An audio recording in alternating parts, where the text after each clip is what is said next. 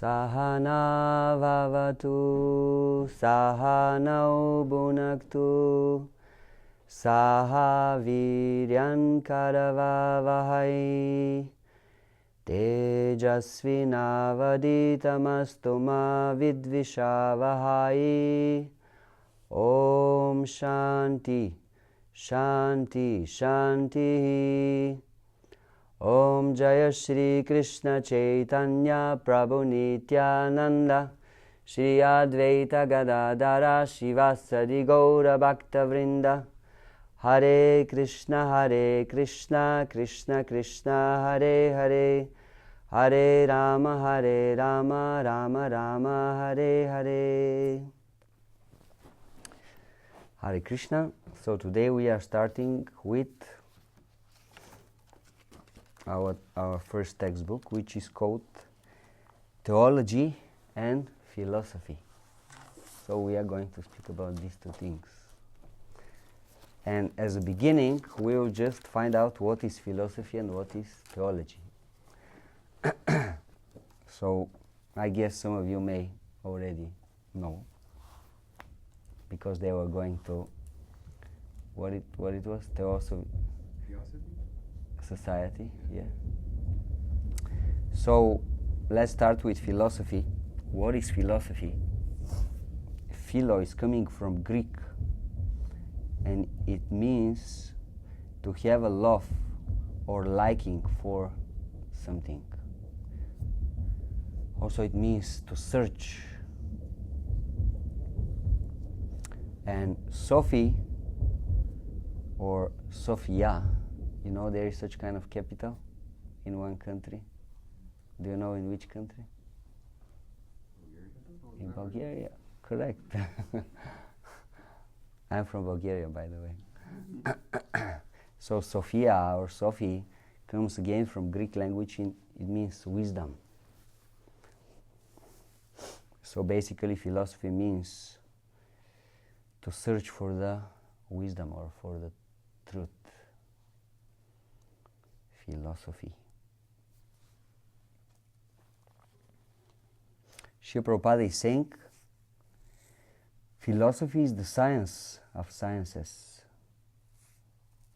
or the science from which all other sciences are derived.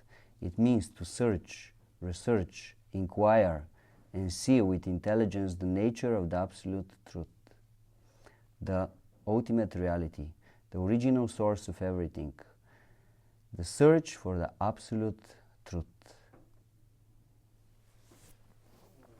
In Sanskrit also we have such a term. It's Atato Brahma Jigyasa. This is the beginning of one very famous philosophical book, Brahma Sutra or Vedanta Sutra. This is the first sutra. This is how this book starts. Atato Brahma Jigyasa means now it's time to ask about spirit, about Brahman, about spirituality. So basically, nowadays we have many sciences and we see they are very much developed, but they deal more with the question how the things are working, like what are the laws of nature, and very rarely they are asking the question why the things are like that, like why this world is created, why we are here, why sometimes we have problems. This is generally a question which is asked in the philosophy, not so much in the other sciences like, let's say, biology or chemistry or physics. They don't deal with this. They deal just with the question how nature is working. How can we learn the laws of nature and utilize them for our profit? But they don't ask why, generally. And what is theology? Again, if you see the meaning of the word, theo means, someone knows? God, correct. Theo means God. And logi or logistic, logi means? Not exactly. Psychology, you know what is? Anyway, it means science. The science of Theo, of God. So theology deals especially with God. Or we can say with the absolute reality, the source of everything, the supreme source of everything. So this is the subject of the theology. Srila Prabhupada is saying theology is the science of God.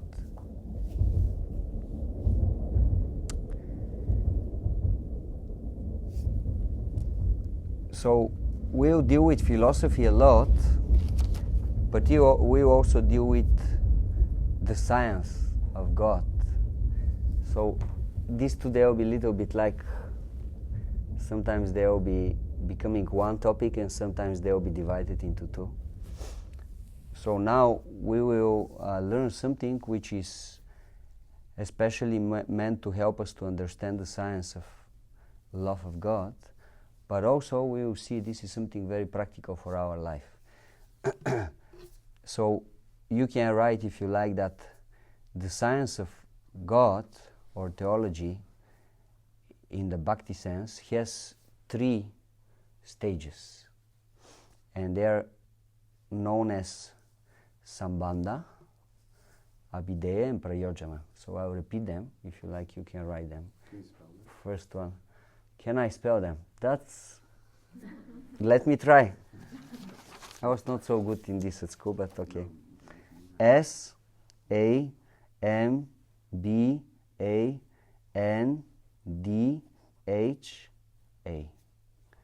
Sambandha.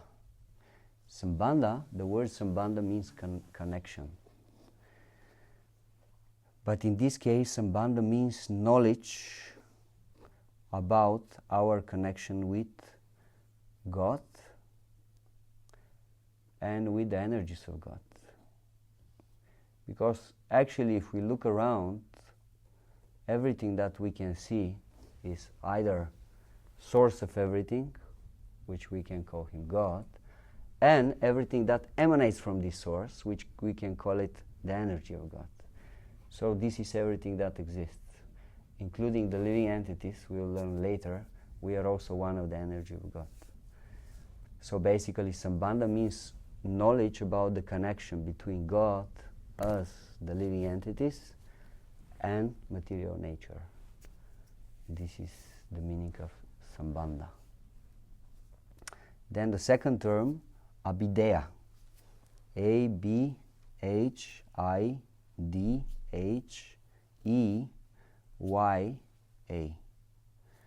Abhideya. This is the practical things we are doing, the practice that we are doing on the basis of the knowledge of Sambandha. So basically you gather some knowledge, then if you just knowledge, what's the use of it? You have to do something about this knowledge, yes? Like for example, a boy and a girl, they meet, and then the boy says to the girl, I love you. And this is nice that he's saying. But then he has to do something practical, isn't it? He has to bring you to, I don't know, cinema or at least for a walk. Something he has to do. Then you understand that actually he meant it.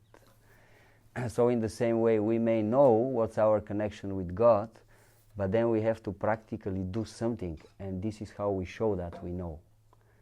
When you do something, then actually practically you show that you know. And then the third term is Prayojana. P-R-A-Y-O-J-A-N-A.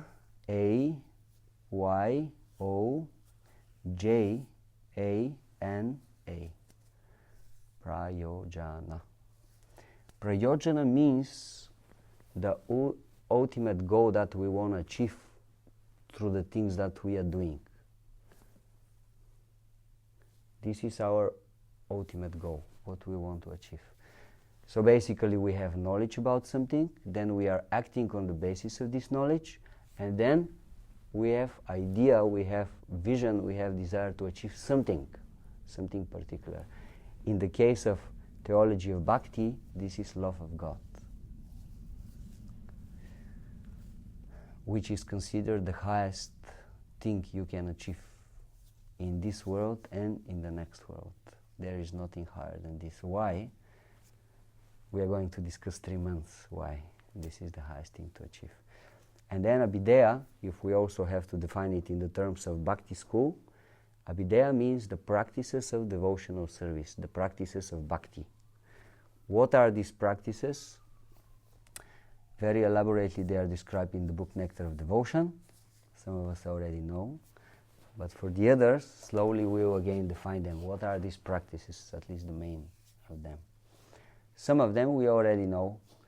To sing Hare Krishna, to eat food which is spiritualized, which is offered to Krishna, to read books like Bhagavad Gita and Srimad Bhagavatam. These are some of the main practices. To associate with holy people, saintly people. So these are like some of the main practices. So again, in the term of Bhakti, in the terms of theology of Bhakti Yoga, the whole science of Bhakti Yoga can be classified in this way. Who are we? Who is God? What is material nature? And what's our connection between, what's the connection between these three? This is the knowledge of Bhakti. And then what are the activities that we are performing on the basis of this knowledge? And what is the result we want to achieve?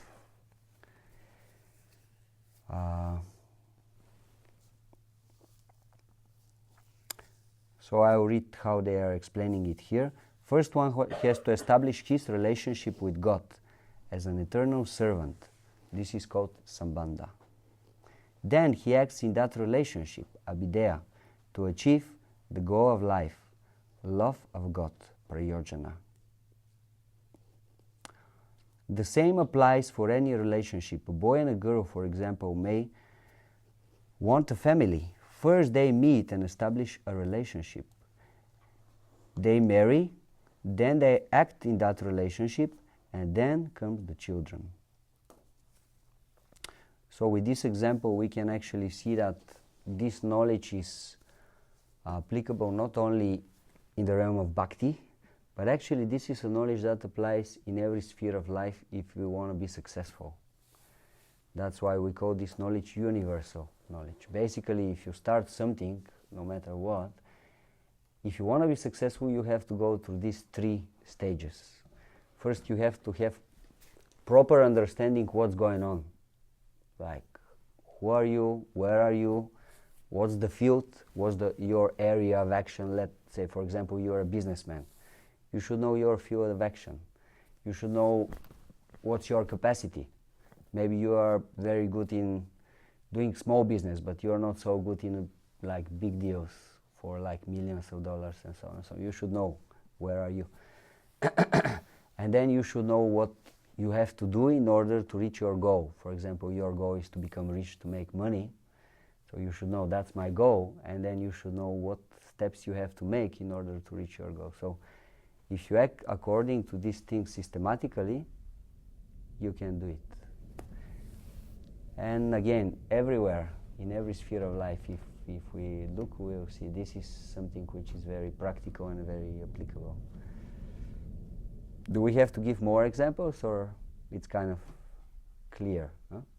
One more example. One more example. Well, for example, your goal, generally, when we explain them theologically or theoretically, we explain them in this way: Sambandha, Abhideya, Prayojana. But actually, when we come to the practice, we explain them a little bit different. We always start with Prayojana. This is how practically it goes in our mind. So, for example, let's say you want to become a very famous artist or actor, movie star. Then you should know where are you at the moment. For example, you are just starting high school of how to become good artist. So then you should know what's your goal. You should be very clear about your goal, and then you should start working. If you just know where are you and you know what's your goal, but you're not working, it won't happen. Or if you know your goal and you start working, but you don't have proper perspective where are you, then again, it may not work. Or if you know where are you and you're ready to work, but you don't know what you want to achieve, most probably you won't achieve anything. So it's a very systematic thing. Like, for example, you are in New York and you want to go somewhere. If you don't know where you want to go, you cannot go anywhere. If you don't know where are you, again you cannot go anywhere. And if you are not ready to make the endeavors to go, to buy the tickets, to get your luggage, to make your move to the airport, to fly, again you cannot go anywhere. So you need these three things in order to be successful. You should be very clear about who am I, what I want to achieve, and you should be eager and ready to make the endeavors to do it. Then it becomes very easy, yes. I'm sorry. But what if you know all of that and then it falls apart? What if you know and it falls apart? What if we analyze it technically? Most probably we don't do something the proper way. That's one option. Generally, this is the problem. Sometimes we may have the problem with unrealistic expectations. For example, we see where are we, but we put such a high goal for us that practically for us is impossible to achieve, and we are trying, and then at the end we become disappointed because we didn't solve properly the things. So part of the Sambandha of field of knowledge is you have to define these things clearly, like, okay, what's my goal? What's my capacity? For example, let's say I'm a book distributor, I distribute books, and I know my capacity is, if I really push myself, I will distribute today 20 books. But then I put the goal that today I distribute 200 books. It's very much possible that it won't happen. But it's not that because it cannot happen, just I didn't want it to see properly what's the field of activity, like what's my capacity and so on and so on. I think what I meant is if you do actually achieve what it is that you wanted, and then it gets taken away. It gets taken away. Yeah, like even, you did all of these steps and you achieved what you want, and then, yeah. What do you mean by taken away? Can you explain?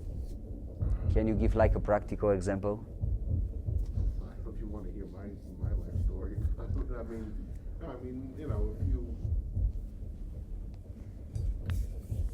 if you get married, if you have this, if you have like a successful, okay,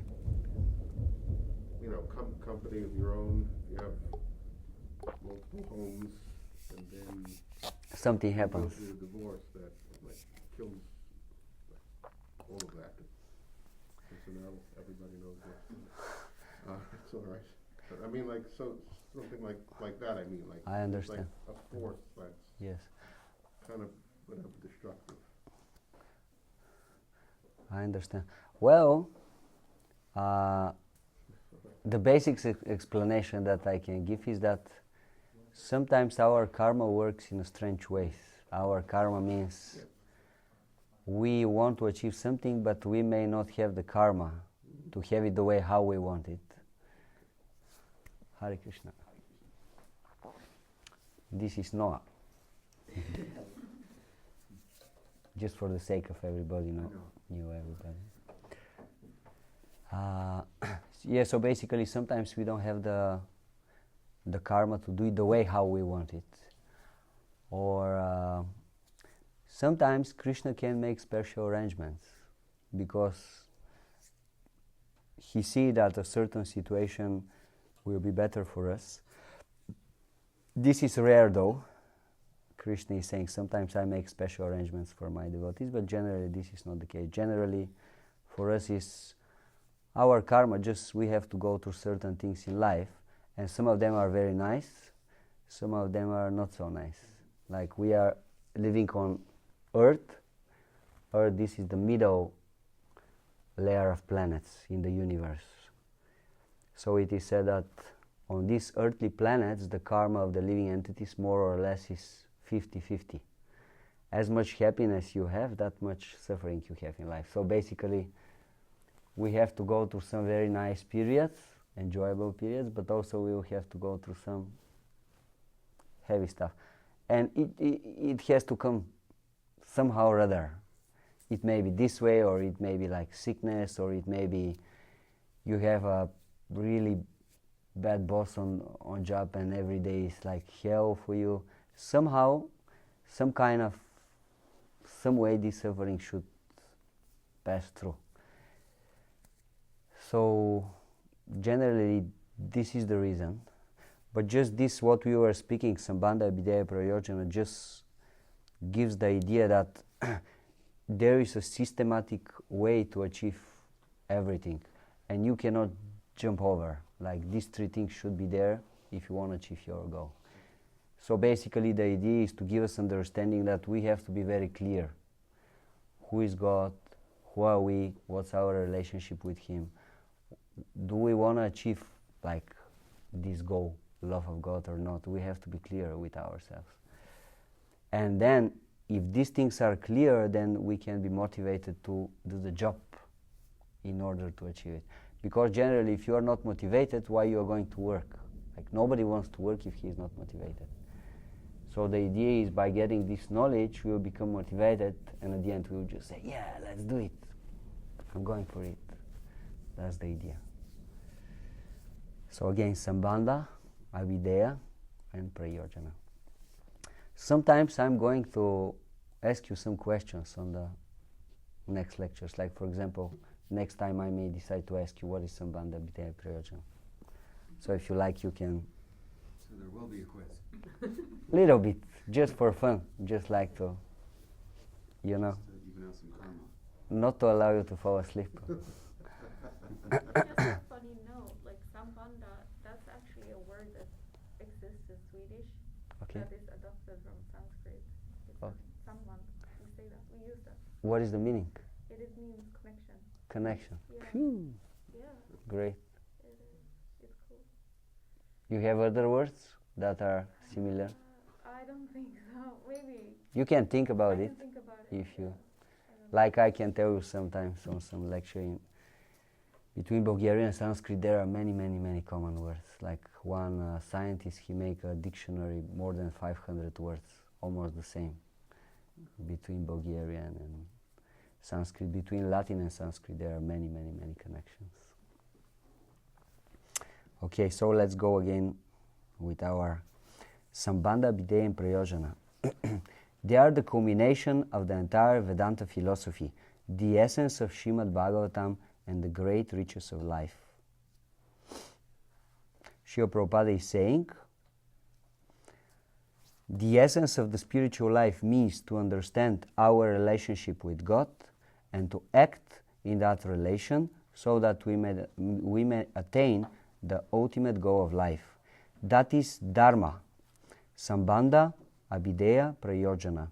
The whole Vedic civilization is based on this. Sri Chaitanya Mahaprabhu concludes that we are after riches. He says that Krishna, devotional service, and love of Krishna, these three items are the topmost riches in life. So Krishna, devotional service, and love of Krishna are the greatest riches in life.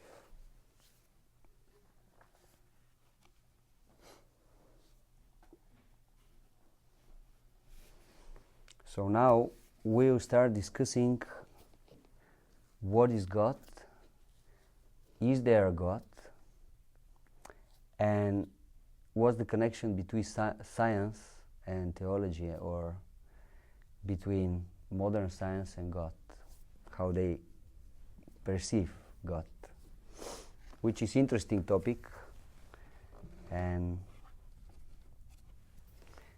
yeah, let's see what will happen. We are speaking about theology, but there are people, they say that there is no theo, or there is no God. So about what we're going to speak. How could you deal with the following objections, for example? Why is there so much suffering in this world? It's a very common question. Huh? If there is a God, and the God is all good, how it is that He allowed to have so much suffering on this world? Like so many wars, so many like invalid people, so many natural catastrophes are going on. What is this kind of God that is going to allow all this?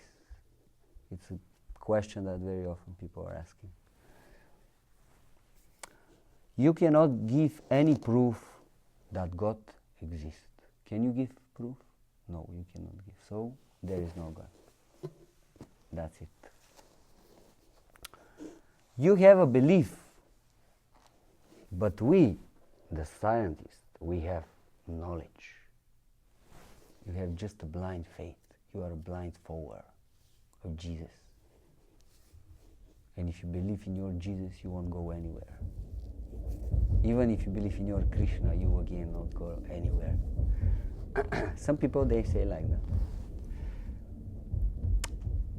It is just a psychological need for the weak people. Just weak people, because they don't believe enough in themselves, they have to believe in something, so they just imagine that there is something supreme, something higher, which they call God, and they just try to take shelter there. What are you going to say about these things? Baloney. Nonsense. Nonsense. We have a soldier here. Chris, he's a soldier. Good luck. Well, now we are going to give some arguments. Of course, the highest argument that devotees are giving is that you cannot understand God by any intellectual explanation, because God is spiritual and you cannot understand Him through your material senses. So the best way, if you want to know if there is God or not, you have to experience it by certain spiritual practice. That's the way to do it. As George Harrison says, if you want to see if the cake is sweet or not, you gotta try. If you don't try, you don't know. It may be sweet, it may not be sweet. So in the same way we are saying, yes, God exists, but if you really want to know if He exists or not, you have to try. You have to put yourself through the experiment. What is the experiment? It's called Bhakti Yoga. You have to start living according to these rules and regulations in this way, and then for yourself you can see, maybe there is God, maybe there is no God. You can decide for yourself, but you have to go through experiment. As the scientists are saying, science is based on experiment. So we are saying the same thing. Yes, Bhakti Yoga is also based on experiment, but the experiment is you. You are the experimental animal, and you have to enter the experiment and check it out, see how it works for you. But apart from this, we are going to give some intellectual arguments as well. For example, the ontological argument. There is no question of whether or not there is a supreme. Why? Because something have to be the supreme in the universe. Just a question, what is this supreme object? Like, something have to be the supreme. Something have to be the source of everything else, the beginning of everything else. So what is this thing? And this thing you can call it with different names. It can be the supreme, it can be the source of everything, it can be the supreme intelligence, you can call it Krishna, you can call it God, you can use different terms, but there is something which is supreme. You cannot avoid that one.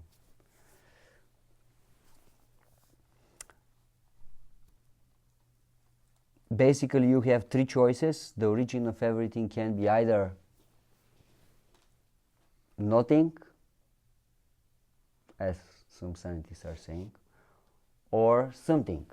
And the something can be of two kinds, personal or impersonal. That is, so basically we have three choices. If we are speaking about source of everything, about something supreme, we have three choices. Either the source of everything is nothing, or it's something, and this something is either personal or impersonal. These are the choices that we have. So basically, everyone has to choose his belief, the scientists as well, because as we are going to see little later, what they say is science is not always exactly science. It's very often a belief. The absolute is by definition unlimited. It must therefore include both personal and impersonal aspects. So if we are saying that God is almighty, that he includes everything within himself, that he is the source of everything, that means he has to have everything. So that means he should be able to be at the same time nothing and impersonal and personal at the same time. That means he is the almighty, he is complete, otherwise he will be incomplete. Like if we are persons and he is not person, that means he doesn't have something that we have. That means he is not complete, he is not almighty. So it makes sense that the absolute reality is both personal and impersonal at the same time. Again, we are going to speak more about this later.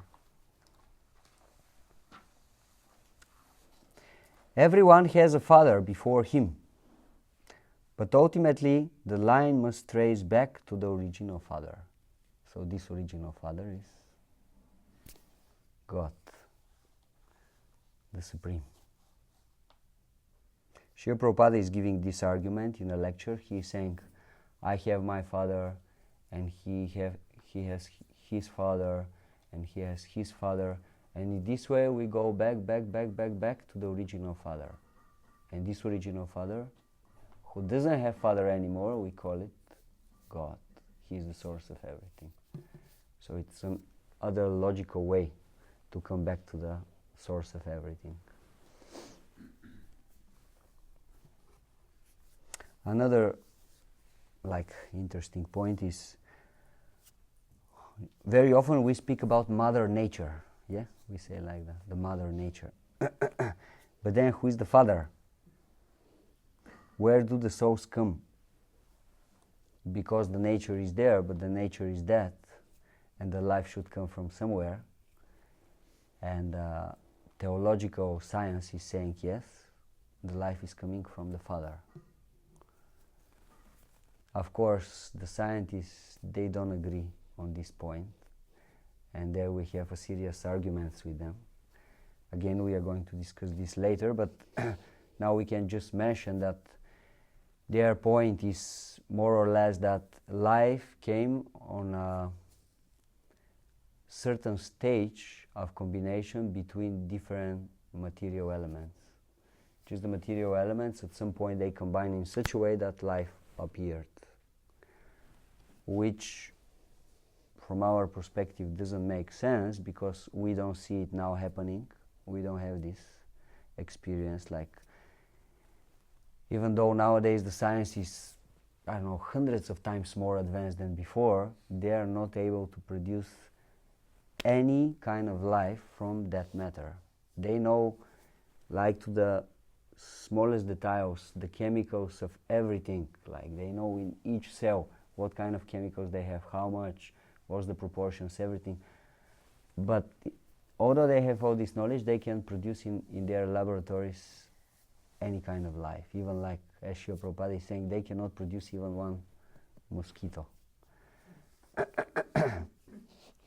There was a big scientist from Australia, that was during the time of Srila Prabhupada, and he attacked very much the devotees, that they are just like some fanatical believers and what they are speaking is not reality and the science is the real thing. And then Srila Prabhupada said to his devotees, you have to challenge him. Challenge him on the basis of everything that I taught you during these years. And one of the disciples of Srila Prabhupada, the sannyasi, he openly, because this professor, he actually wrote openly in a newspaper these things. So this sannyasi, he wrote also an article in the same newspaper as an answer. And basically he said that although you are a big professor and you are pretending that you have all this knowledge, actually, practically we see that what you are speaking, it's not truth. And if it's so, then prove it. And then the professor answered with another article, explaining again how, no, you don't know what you're talking, you are just some blind fanatics and this and that. And then this devotee again wrote an article, and at the end of the article he wrote, I am challenging you openly, please come to this and this place on this and this date. We are hiring a hall there, a big hall, and you can prove, if your theory is true, prove how the life can come from matter. Just produce some kind of life from matter. And if you do it, everybody will see that we are wrong. But if not, everybody will laugh at you. Take our challenge. And if you do it, our society is ISKCON, will pay you, I don't remember exactly the money, but I think it was $10,000 or $100,000. If you manage to do it, we'll give you this money. We are challenging you, come on this and this date, on this and this place. And of course the professor did not came. And then he wrote a soft article in which he was kind of apologizing that he was a little bit harsh towards the devotees and so on and so on. So basically the idea is that until nowadays we don't see any proof that actually life can come from matter. Rather, we see that life always comes from life. Like for example, a kid can appear, but it appears from a living organism. It doesn't appear from that matter. You cannot just like, I don't know, in one vase or something, just put a little bit earth and then start pouring every day some chemicals and suddenly the baby appears from there. We don't see this. Rather, we see that always life comes from life. So that's why we are saying that if we have a mother nature, that means we should have a father, and the father is Krishna, God.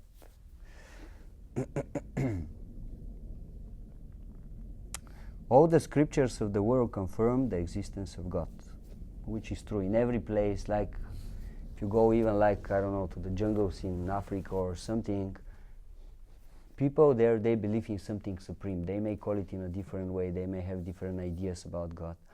But everywhere you have some kind of scriptures, and everywhere people, they have some kind of belief that there is something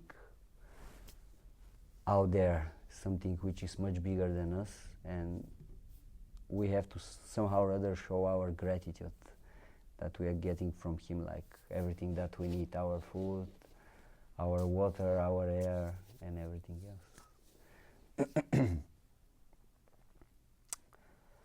So,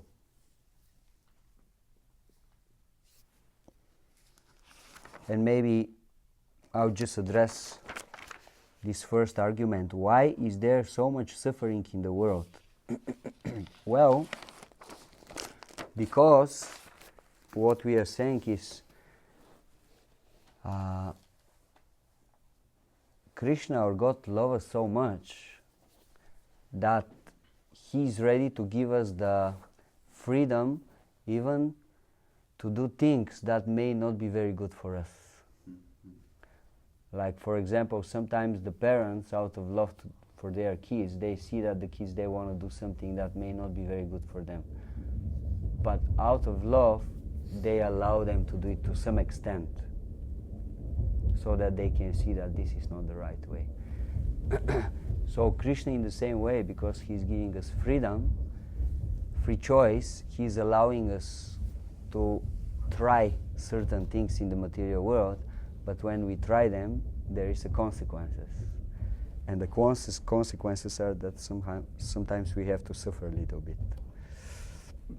Like sometimes the kid at home, let's say you have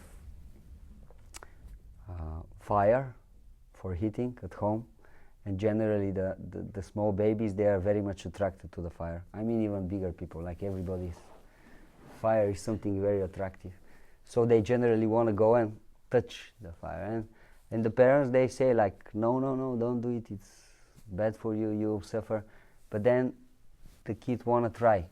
Let me try. Let me see what it is. So what are the parents doing? They just catch the hand of the baby, and they just go very carefully so that he feels enough warmth and he just to understand that, wow, this is a little bit dangerous, but not to damage too much himself. So this is what Krishna is doing. He is allowing some freedom, and he is allowing us to go through some difficulties in life, but just to learn a lesson. And I remember one time I asked one devotee, is it possible, Krishna, to give us such intense problems and suffering in our life that we cannot really take them?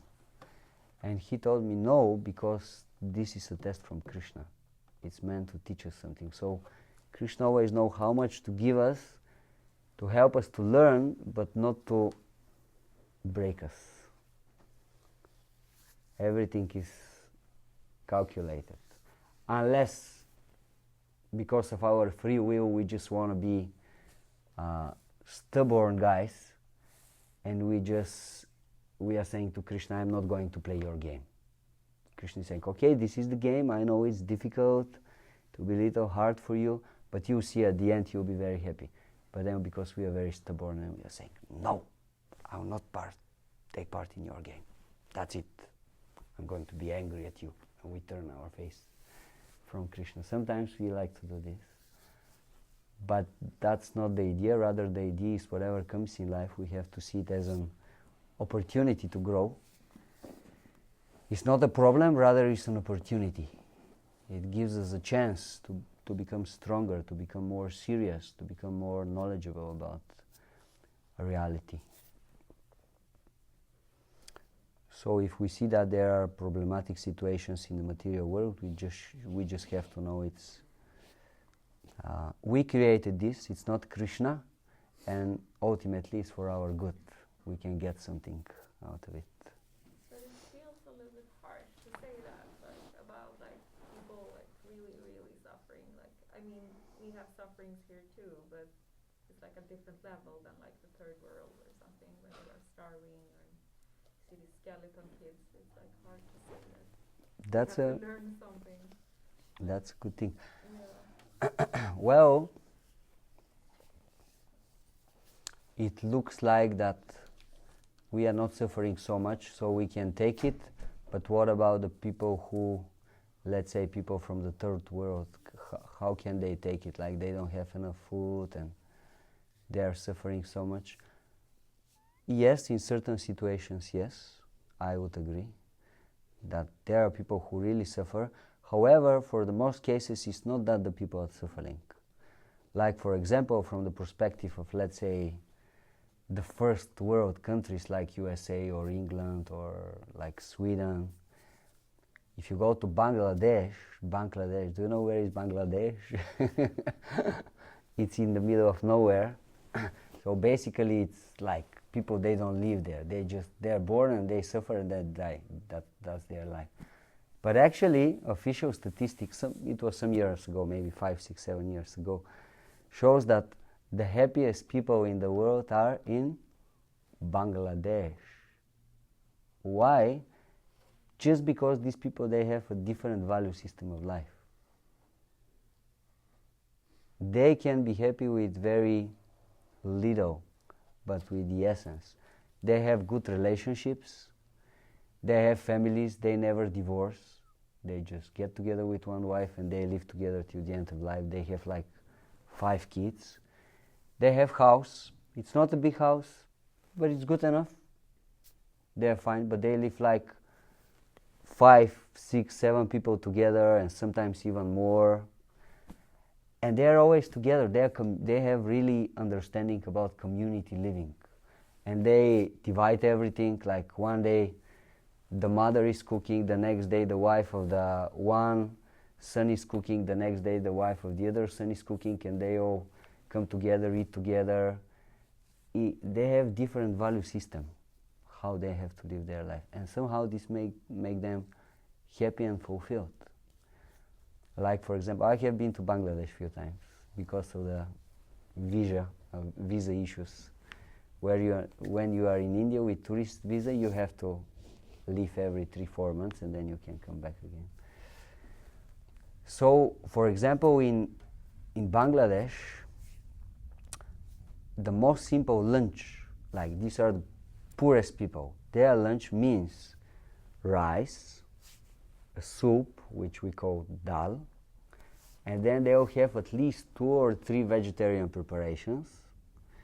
Generally, they will have something little fried, something like savory, like pakora or something like that.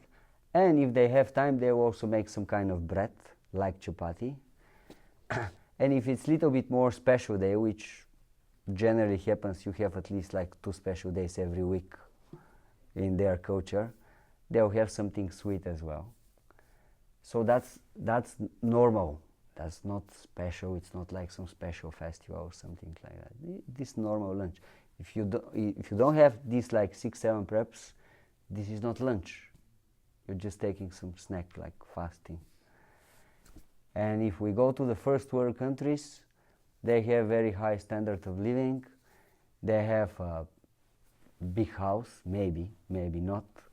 They have their nice job, and they don't have time to eat. So they have to eat while they are walking on the street. So what is the value system? Apparently you have everything that you want, but at the end of the day, you are even like trying to meet your like the basic necessities as a human being in a worse way than these guys from Bangladesh. You don't have time to eat. You don't have time to go properly to the toilet. You don't have enough time for like socializing with your close people. Like you see your close people, I don't know how often. So I would ask a question: what is the basis for happiness?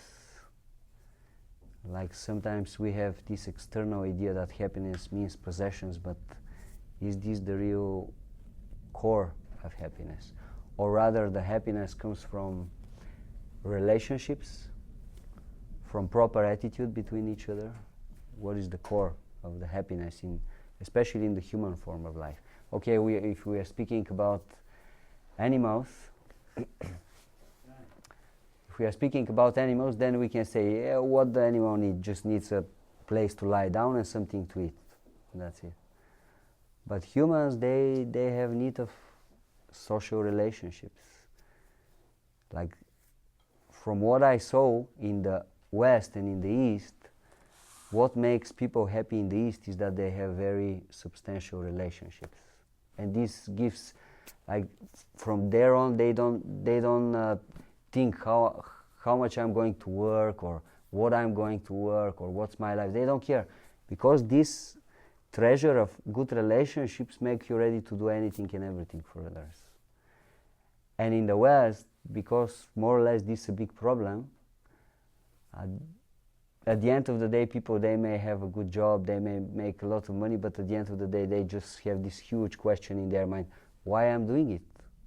Like, why I'm doing it? Why I'm going, working every day, making all this money, trying to get this house, and for what? I don't have like 3 normal people with which to go and to say, Haribo. Haribo we have, but how are you, or something like that. I'm just, it's more like a thought little bit, just to think about it. I totally agree, like, especially my experience of being in New York, like, people work really, really hard. Like, you have to work many hours, you have to work really hard.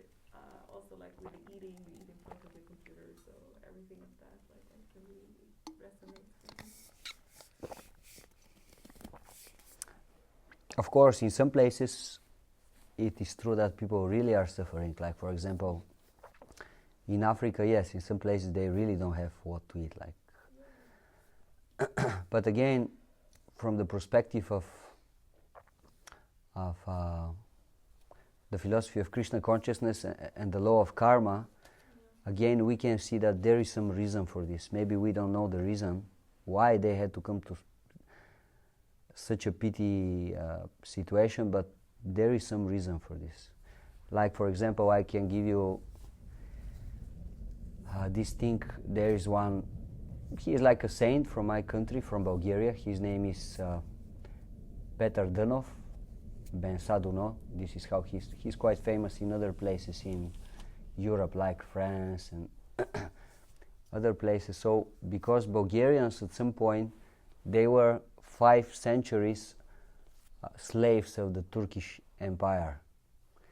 So, one time in one lecture, he commented that Bulgarians, they had to go through all this because there was a very like saintly personalities. They were living at that time in this area, and official church, Orthodox Church, consider them that they are like heretics, yes, and that they are deviated from the right faith, and they killed all of them. But they were truly saintly personalities, and this person, he's commenting, because they did this sinful activity, and it was such a big sin that the whole nation had to suffer for 5 centuries from this. So sometimes something happened and we don't know why it's happening, but definitely there is a reason. Maybe we cannot always know what is the reason. It's like not personal karma, it becomes like karma of country. If it's very big sin, then it becomes, yes, the karma of the country. Like it is said in Srimad Bhagavatam, if the great personality is offended seriously, this become offense, not only the person who did the offense, but the place where the offense was done also. These people also, they have to suffer. Like we have this story with Lord Nityananda, that he was not received properly in one village, and because of that, just after a few days, the Muslims came and they destroyed the whole village. So basically this shows that for everything that we see, good or bad, there is a reason. And sometimes we know the reason, sometimes we don't know. But we should have the faith, and we should be able to accept that if it's happening, there is some reason for this. And then we can pray to know the reason at some point a little bit later, maybe. It's okay? Yeah, I'm just wondering, like, how it affects my karma to see these things and to not intervene, or to be an observer only. Like, how much is that affecting me? Like, Well, karma? we can be the observers Yeah. if we feel that we cannot do anything, but especially if we are devotees, we can do a lot. That's the good thing. That's why now we are going through all this philosophy, through all this knowledge, basically to understand the idea that if someone becomes a devotee, that means he has a big power. What is his power? His power is that by performing devotional service, by serving Krishna, he can control Krishna. And Krishna, he can do everything and anything. So if we really want to help people, that means we have to become very serious devotees. And if we are very serious devotees, then we can help all these personalities. Like there is the story, one very great Vaishnava, his name was Vasudeva Datta.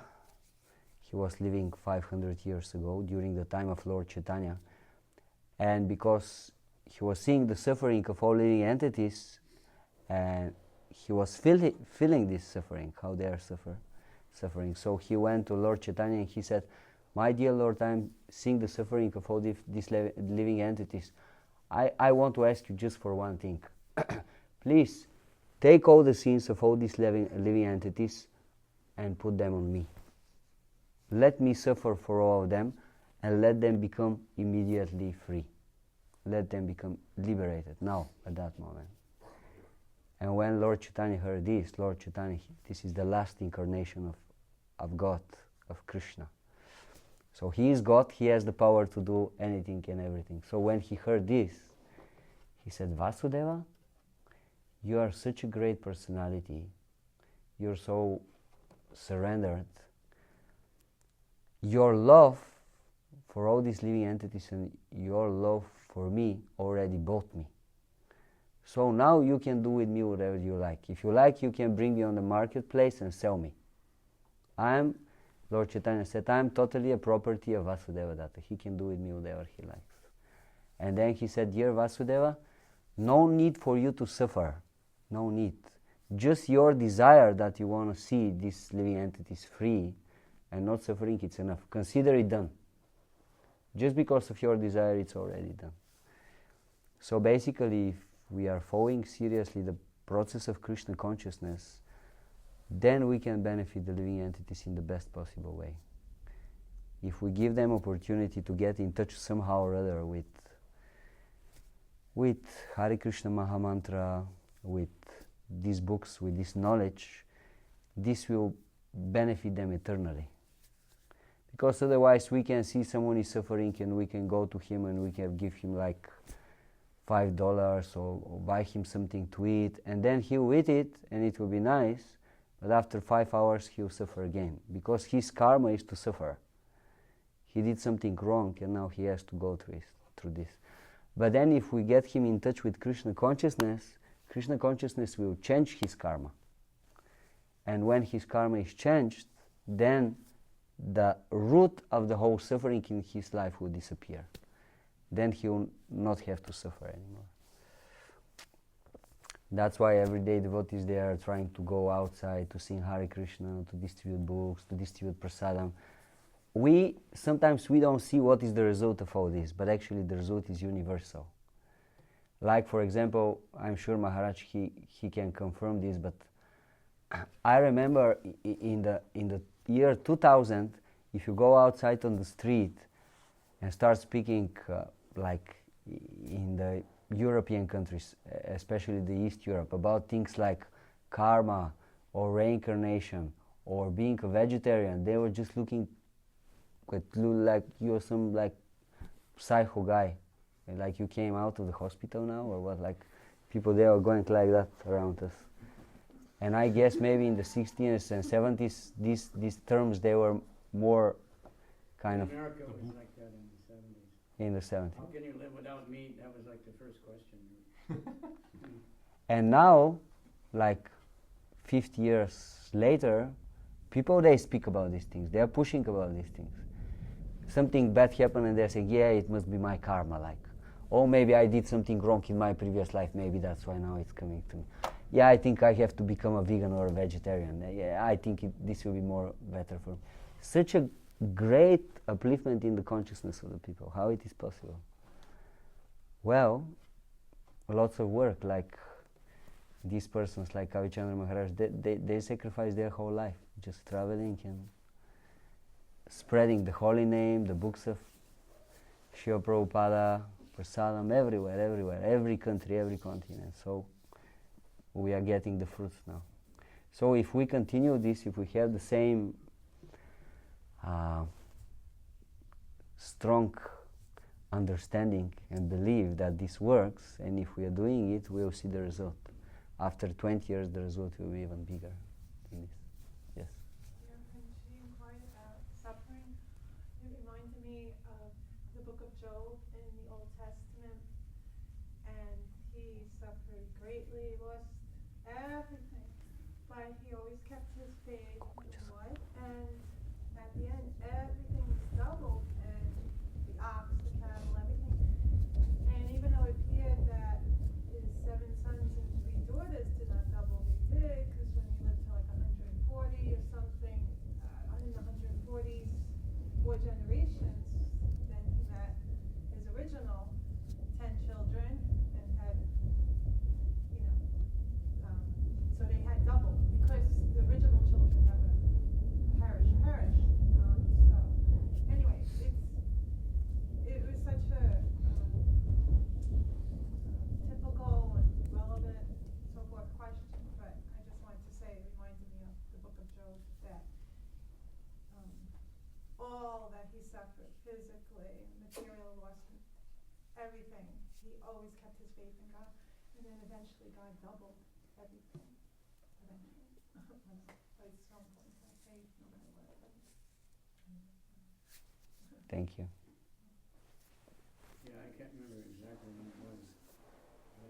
just go to America, once a year. But there was a TV show, must have been in the 90s or the first, it's called My Karma. Have you heard of that one?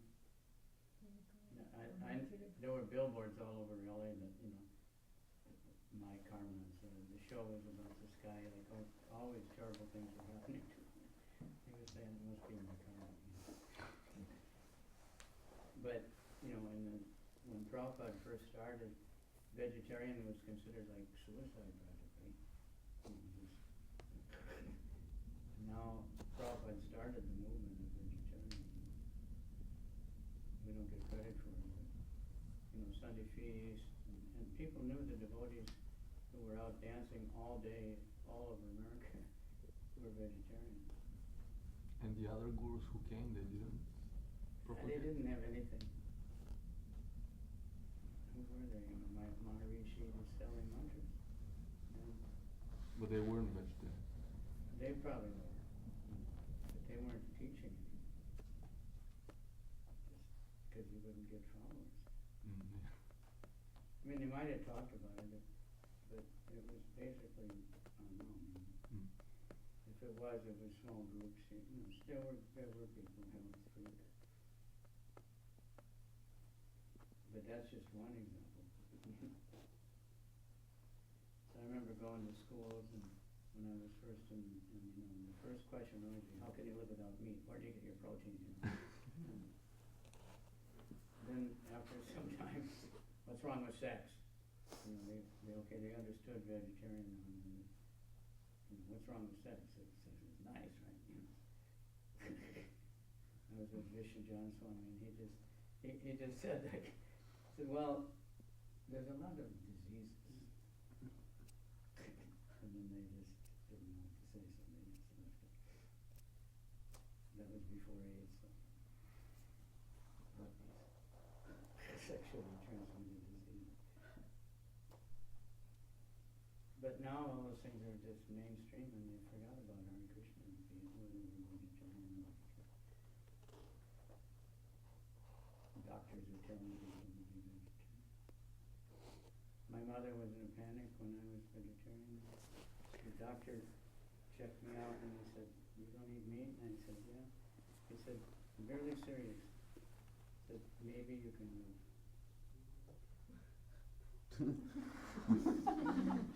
Maybe. Maybe you can live. We can hump. That was medical science.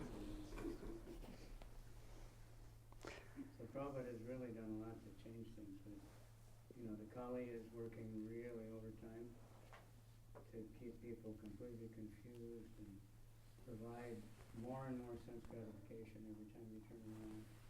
There's more varieties of everything available, so you can't figure out what to do. And gambling is everywhere, and pornography is everywhere. All these things that, the works of the old before is there. In Hare Krishna, people come and only a few really special people, really get from it. Take advantage if you have some taste and dig in a little bit.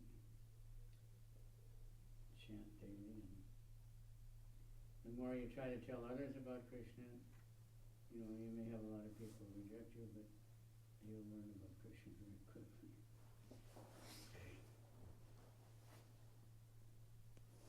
That sounds, I'm kind of glad to hear a little bit that,